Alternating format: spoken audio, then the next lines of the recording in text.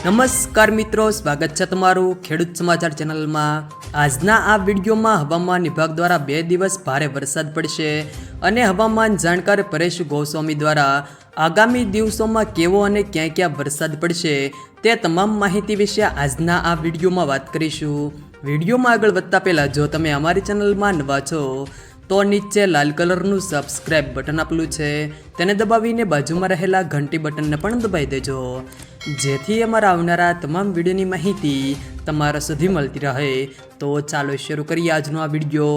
ગુજરાતમાં હાલ સાયક્લોનિક સર્ક્યુલેશનને કારણે હવામાન વિભાગ દ્વારા 2 દિવસ ભારે વરસાદની આગાહી કરવામાં આવી છે। આ સાથે ગાજવીજની પણ ચેતવણી આપવામાં આવી છે। હવામાન વિભાગ દ્વારા આજે આગાહીમાં ગુજરાતમાં 7 દિવસ કેવું હવામાન રહેશે અને વરસાદની તીવ્રતા અંગેની આગાહી કરી છે। હવામાન વિભાગના જણાવ્યા પ્રમાણે ગુજરાતમાં 7 દિવસ માટે સમગ્ર ગુજરાતમાં હળવાથી મધ્યમ વરસાદની આગાહી કરી છે।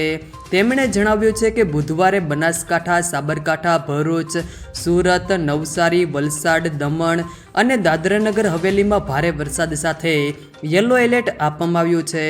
આ સાથે ગુજરાતના તમામ જિલ્લાઓમાં ગાજવીજ સાથેની વોર્નિંગ છે।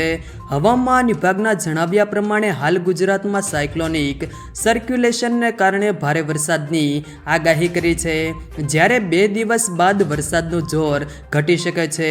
હવામાન જાણકાર પરેશ ગોસ્વામીએ પણ આગાહી કરી છે, જેમાં તેમણે જણાવ્યું છે કે ગુજરાતમાં અત્યારે કોઈ વરસાદની સિસ્ટમ સક્રિય નથી, પણ ઓગસ્ટ મહિનાના છેલ્લા અઠવાડિયામાં ભારેથી અતિભારે વરસાદ થાય તેવી શક્યતાઓ છે।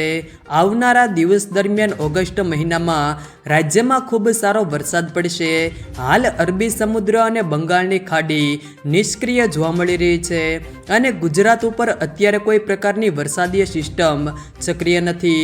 હાલમાં ગુજરાતમાં ક્યાંય ભારે વરસાદ પડે એવી પણ શક્યતાઓ નથી।